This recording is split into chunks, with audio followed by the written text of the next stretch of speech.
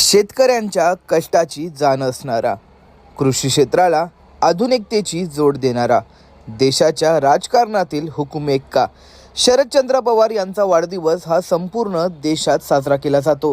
राष्ट्रवादी पक्ष बदलापूर व प्रभाग क्रमांक 10चे अधिकृत उमेदवार समीर चोनकर यांच्या पुढाकाराने शरदचंद्र पवार यांचा वाढदिवस प्रगती अंध विद्यालय येथे अंध मुलांसोबत साजरा करण्यात आला. यावेळी लहान मुलांनी गीतांच्या माध्यमातून अनोख्या शुभेच्छा दिल्या. अंध मुलांना खाऊ वाटप करत हा वाढदिवस साजरा करण्यात आला. यावेळी समीर चोनकर, वंदना भगत, आस्था मांजरेकर, नाईक सर व इतर मान्यवर उपस्थित होते.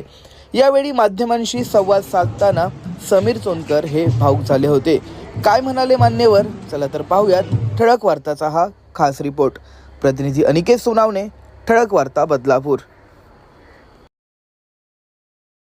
या निवडणुकीनिमित्त मी एकच सांगू इच्छितो, जेवढा भ्रष्टाचार बदलाव झालेला आहे तो सगळा मी उघडकीस आणणार आणि सर्वांना कात्रजचा घाट टाकल्याशिवाय राहणार नाही, हा समीर विनायक शब्द आहे. दादा, राजकारणातील एक महत्त्वाचं नाव म्हणजे शरदचंद्र पवार यांचा आज वाढदिवस, जो आपण प्रगती अंध विद्यालय या ठिकाणी लहान बालकांसोबत केला. कशा प्रकारे एकंदरीत शुभेच्छा द्याल?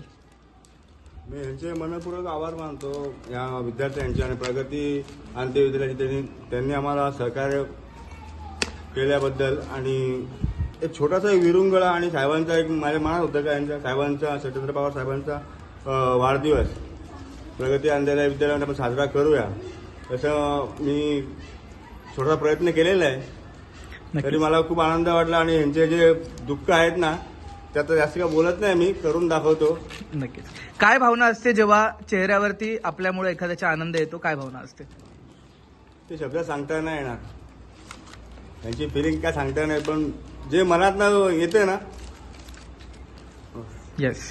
आज शरदचंद्र पवार यांचा वाढदिवस जो आहे तो प्रगती अंध विद्यालयात साजरा करण्यात आला. काय नेमकी भावना होती जेव्हा लहान बालक जेव्हा या ठिकाणी शुभेच्छा गीत गात होते? काय नेमकी भावना होती? मला तर खूप चांगलं वाटलं की खरंच म्हणजे आम्ही मागच्या वर्षी पण साहेबांच्या बड्डेच्या निमित्ताने मला या विद्यार्थ्यांना भेटायची माझी मागच्या वर्षीची पहिलीच वेळ होती. ही दुसरी वेळ आहे. मी स्वतःला खूप भाग्यवान समजते. मला ही शाळा माहिती नव्हती. मी बदलापूरला गेले 15 ते 20 वर्ष झाले राहते, पण मला माहिती नव्हतं की आपल्या बदलापूरला एवढे म्हणजे शाळा आहे आणि असे मुलं शिकतात म्हणून. पण मागच्या वर्षी बड्डेच्या निमित्ताने मी आले आणि मला खरंच बरं वाटलं.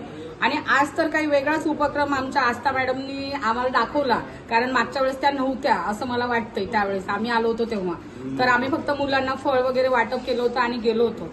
आता साहेबांबद्दल सांगायचं म्हणलं तर पवार साहेबांनी पण सांगितलं, निलेश पवार साहेबांनी, मॅडमनी पण सांगितलं, ते राजकारणातले खरंच चाणक्य आहेत आणि त्यांच्याकडे खूप सगळे असे गुण आहेत की आपल्यासारख्या सर्वसाधारण कार्यकर्त्यांनी घेतले पाहिजे. माझा स्वतःचा तरी अनुभव आहे. आणि प्रत्येक जे गलिच्छ आजकालचं राजकारण चाललंय ते आमचे पक्षप्रमुख नेहमी सांगतात की कोणाच्या फॅमिलीवर किंवा कोणाच्या घराबद्दल काही बोलू नका. आपला स्वतःचा जो माणूस राजकारणात आहे त्याच्याबद्दलच बोला. बाकीच्या पक्षाचे लोक, पण आमच्या पक्षाचे लोक लवकर बोलत नाहीत, कारण की आमचे लोकनेतेच असे आहेत. काही आपल्या अंगावर कोणी किती जरी चिखल फेकला तरी आपण परतून फेकायचा नाही, आपल्या कामातून आपण उत्तर द्यायचं. तसाच आमचा समीर दादा आता उभा आहे, तर त्याने तोच ठाम निश्चय केला की कोणी किती चिखल फेकू द्या, पण त्याच्या कामातून तो उत्तर देणार आहे. आणि आम्हाला म्हणजे अभिमान आहे या गोष्टीचा की खरंच तो निवडून यायला पाहिजे आणि अपेक्षा पण तेवढीच करतो, मेहनत पण त्यांनी तेवढीच केली. आणि मुलांचं जे काही कमी आहे, जसं त्यांनी सांगितलं की मी शब्दात नाही सांगू शकत, कारण ते दुःख आहे, दुःख आपण शब्दात सांगू शकत नाही. जे काही मुलांचं दुःख आहे आणि जे काही त्याच्या आत्म्याला माहिती की आपल्याला काहीतरी करायचंय, जे जुन्या राजकारण्यांनी 25-25, 30-30 वर्ष राज्य करून सुद्धा काही केलं नाही बदलापूर गावासाठी. आता समोरचाच हॉस्पिटलचा तुमचा विषय आहे, असे बरेच विषय, मी यावेळेस ते बोलणार नाही काही, पण ते सगळे विषय आपल्याला करून घ्यायचे आणि कामातून आम्हाला दाखवायचे. जर आम्ही वर्षभर काम केलं तर आम्हाला हेच वाटतं की पवार साहेबांचा खऱ्या अर्थाने बड्डे साजरा झाला. आणि त्याबद्दल सर्व प्रगती अंध विद्यालयाच्या मुलांचे मी आभार व्यक्त करते. एकंदरीतच सध्याचं राजकारण पाहता, एक राजकारणातला एक असा व्यक्ती ज्यांच्याशिवाय राजकारण पूर्णच होऊ शकत नाही. कशा प्रकारे सध्याचं राजकारण आणि या अगोदरचं राजकारण पाहताय? एक घटना सांगू इच्छितो. माननीय शरद पवार साहेब आणि माझे आजोबा हरित क्रांतीचे प्रणेते वसंतरावजी नाईक यांनी खूप वर्ष सोबत काम केलं आहे. आणि त्याच्यानंतर ह्या पक्षाच्या बदलामध्ये काँग्रेसमधून राष्ट्रवादीमध्ये ज्यावेळेस ते बाहेर पडले त्यावेळेस माझे काका माजी मंत्री स्वर्गीय सुधाकरजी नाईक राज्यपाल पण होते त्यांचे ते दोघांनी मिळून हा पक्ष उभारला आहे राष्ट्रवादी पक्ष.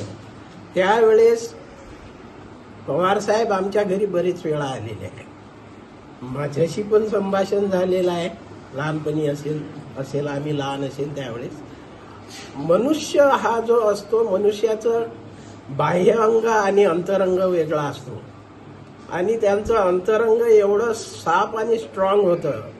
त्यावेळेस जे काही लहान मुलाशी बोलायचे त्याच्यामधून खूप मोठ्या अशा प्रेरणा मिळाल्या. तर त्यांच्याविषयी एकच सांगेल मी की आजचं राजकारण काय असेल सध्याच्या वेळाप्रसंगानुसार ते काही असू द्या, परंतु त्यांच्या अंतरंगामध्ये जो देशाविषयी प्रत्येक मनुष्याविषयी जो आत्मीयता आणि प्रेम आहे हे खरोखरच खूपच आनंददायी आणि सगळ्यांना प्रेरणा देणारं असं आहे. म्हणून मला एवढंच सांगायचं आहे की त्यांना ईश्वर खूप मोठी अजून शक्ती देऊन दीर्घ आयुष्य देऊ, त्यांनी जीवनात अजून चांगले काम करावं एवढं असं मला माझं म्हणणं आहे. राजकारणातला समाजकारणातला एक महत्वाचा चेहरा, खरं तर शरद पवारांच्या नावाशिवाय देशात राजकारण होऊ शकत नाही, अशा लेजंड व्यक्तीचा वाढदिवस आज या ठिकाणी साजरा केलाय. काय तरुणांनी गुण घेतला पाहिजे? तरुणांनी गुण घेतला पाहिजे असं आहे, कारण महाराष्ट्रामध्ये म्हणा का देशामध्ये ज्या पद्धतीने गुन्हेगारीमध्ये युवा पिढी त्यांना ड्रग गांजा यामध्ये गुंतलेला आहे. पवारसाहेबांनी एकच सामाजिक आणि शैक्षणिक आणि राजकारण क्षेत्रात जगताना पोरांनी सहकार क्षेत्रामध्ये आपलं प्रावीण्य करावं, शिक्षण क्षेत्रात आपलं प्रावीण्य करावं अशी शरद पवारांची मनापासून इच्छा होती आणि पवारसाहेब तसा महाराष्ट्र देश घडवला आहे. आजची पिढी ज्या पद्धतीने या वाईट गोष्टीकडे लक्ष देते खरंच आम्हाला या गोष्टीचं दुःख वाटतंय. आम्ही पवारसाहेबांच्या वाढदिवसानिमित्त एवढं सांगू इच्छितोय देशातील आणि शहरातील राज्यातील जनतेला का पोरांनी या आहाराकडे जाण्याऐवजी शैक्षणिक राजकारण करावं, परंतु राजकारण करताना सामाजिक गोष्टीची बांधिलकी ठेवणं फार गरजेचं आहे. आज पवारसाहेबांच्या वाढदिवसानिमित्त सामाजिक उपक्रम जपला तो म्हटलं म्हणजे अंधविद्यालय यांच्यासोबत साजरा करत असताना आम्हाला या गोष्टीचा आनंद वाटला का राष्ट्रवादी काँग्रेस पक्ष अजूनही सामाजिक क्षेत्राशी बांधिलकी आहे आणि तो पवारसाहेबांच्या वाढदिवसात आम्ही कायम ठेवू आणि पवारसाहेबांना असंच दीर्घ आयुष्य लावं अशी आम्ही राष्ट्रवादीकडनं ईश्वरासाठी प्रार्थना करतो. त्या अंधविद्यालयात वाढदिवस जो आहे तो आगळ्या वेगळ्या पद्धतीने साजरा झालाय. काय भावना आहे, एक व्यक्तिमत्व म्हणून कशा प्रकारे तुम्ही पाहता शरदचंद्र पवार यांच्याकडे? नक्कीच प्रत्येक महाराष्ट्रातल्या प्रत्येक व्यक्तीला आणि देशातल्या प्रत्येक व्यक्तीला आदरणीय शरदचंद्रजी पवार यांच्याबद्दल अभिमान आहे. ते एक थोर राजकारणी आहेत आणि त्यांचं म्हणजे ते खूपच ग्रेट व्यक्तिमत्व आहेत आदरणीय पवार साहेब. त्यांच्यासारखं चाणाक्ष आणि त्यांच्यासारखं हुशार व्यक्तिमत्व आपल्या याच्यात म्हणजे नाहीये. आणि आदरणीय शरदचंद्रजी पवार यांना त्यांच्या 85व्या वाढदिवसानिमित्त माझ्याकडनं खूप खूप शुभेच्छा, मनपूर्वक शुभेच्छा. असा कुठला गुण आहे जो त्यांचा राजकारण्यांनी घेतला पाहिजे की काय असं सांगाल? आजही म्हणजे माझे डॅडी मला नेहमी सांगायचे, माझे डॅडी जेव्हा राजकारणात सक्रिय होते की पवारसाहेब जरी मुख्यमंत्री होते किंवा केंद्रीय मंत्री होते तरी ते प्रत्येक छोट्यातल्या छोट्या कार्यकर्त्याला स्वतःहून हाक मारायचे आणि स्वतःहून बोलवायचे, अरे तू इकडे ये, अरे कसा आहेस. म्हणजे हा जो त्यांच्यातला मोठेपणा आहे की इतक्या मोठ्या पदावर जाऊन पण आपल्या छोट्यातल्या छोट्या कार्यकर्त्याला कधीही ते विसरले नाही, हा त्यांचा सर्वात मोठा गुण प्रत्येकाने घेतला पाहिजे, हा मला असं वाटतं.